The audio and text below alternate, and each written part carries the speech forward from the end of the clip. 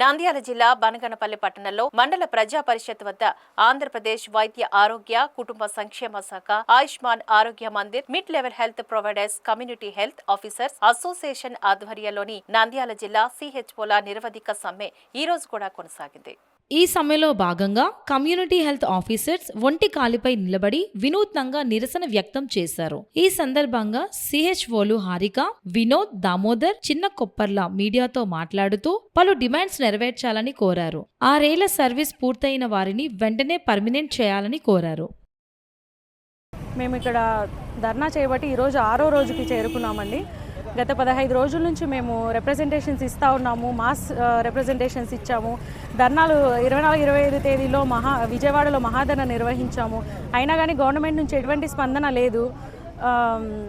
తర్వాత ఇప్పుడు ఈరోజు నిరవధిక సమ్మెలో మేము ఈరోజు 6వ రోజుకు చేరుకున్నామండి.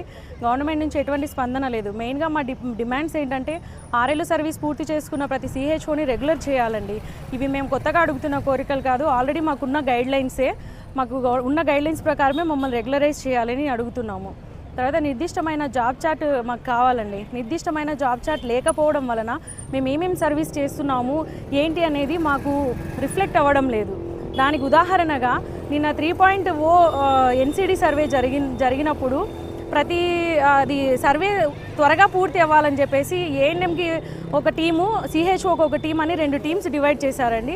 దాంట్లో మేము 2 టీమ్స్ కలిపి చేయడం వలననే ఎన్సిడి సర్వే ఇప్పుడు 73-75% వరకు రీచ్ అయింది. ప్రతి చోట అన్ని చోట్ల అయ్యింది. కానీ అది ఏఎన్ఎం యాప్లో ఉండడం వలన అది ఎలా పోర్ట్రేట్ అవుతుందంటే ఏఎన్ఎం గారు చేశారనే వాళ్ళ సర్వీస్లోకే ఇది సర్వే అంతా ఏఎన్ఎం గారు చేశారనే అలా పోర్ట్రేట్ అవుతుంది. దయచేసి మాకు నిర్దిష్టమైన జాబ్ చార్ట్ ఇవ్వండి. ఆ జాబ్ చార్ట్లో ఇస్తే మేము మా సర్వీసెస్ని మేము చూపించుకోగలుగుతామండి. ఏం చేస్తున్నాం అనేది గవర్నమెంట్కి రిఫ్లెక్ట్ అయ్యే అవకాశాలు ఉంటాయి. తర్వాత 23% హైక్ ఎన్హెచ్ఎంలో పనిచేసిన ప్రతి ఒక్క ఎంప్లాయీకి ఇచ్చారండి. కేవలం మమ్మల్ని మాత్రమే పక్కన పెట్టేశారు. ఎందుకంటే మీకు ఇన్సెంటివ్స్ వస్తాయి అన్నారు. కానీ ఇన్సెంటివ్స్ ఎవరికి రావడం లేదండి. గత 7 నెలల నుంచి ఇన్సెంటివ్స్ పెండింగ్ ఉన్నాయి. అవి కూడా 15,000 ఎవరికి కూడా జీతం రాదు. కానీ గవర్నమెంట్ వీళ్ళకి 40,000 జీతం ఇస్తున్నామని స్టేట్మెంట్లు ఇస్తూ ఉంది. ఏ ఒక్క సిహెచ్ఓ కూడా 40,000 జీతం తీసుకోవడం లేదండి. మేము వస్తే ప్రతి నెల 25,000 జీతం వస్తుంది. దాంట్లో 2,000 రూపాయలు మేము ప్రతి సెంటర్కి అద్దెలు ఇవ్వడం కానీ, రెంట్ కానీ, కరెంటు బిల్స్, మెడిసిన్ ట్రాన్స్పోర్టేషన్కి మేమే 2,000 ఖర్చు పెట్టుకున్నాము 25,000లో. ఈ 15,000 ఇన్సెంటివ్స్ అది కూడా ఎవరికి పూర్తిగా రాదు. 7,500, 11,500 అలా వస్తుంది. అది కూడా 7 నెలల నుంచి పెండింగ్ ఉంది. 25,000 జీతంతో ఫ్యామిలీని పోషించుకోవడం అంటే అది మాకు చాలా కష్టతరమైన విషయం సార్.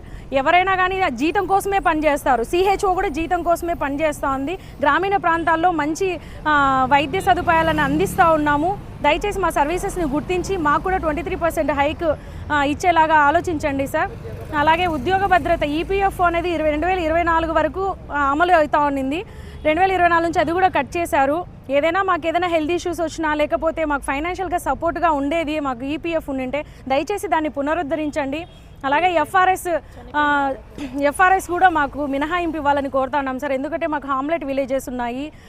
అన్ని చోట్లకు వెళ్ళి సర్వీస్ అందించాల్సి ఉంటుంది. కాబట్టి ఎవ్రీ టైం ఇన్ టైంలో మాకు ఎఫ్ఆర్ఎస్ వేయడం అనేది కష్టం అవుతుంది. కాబట్టి దయచేసి మా సమస్యలన్నీ గుర్తించండి సార్. అలాగే 7 నెలల నుంచి పెండింగ్ ఉన్న ఇన్సెంటివ్స్ కూడా క్లియర్ చేయాలని కోరుతా ఉన్నాము. ముఖ్యంగా మేము ధర్నా చేయడానికి రీజన్ ఏంటంటే మాకు రావాల్సిన బకాయిలు దగ్గర 8 మంత్స్ నుంచి నిలిచిపోయి ఉన్నాయి.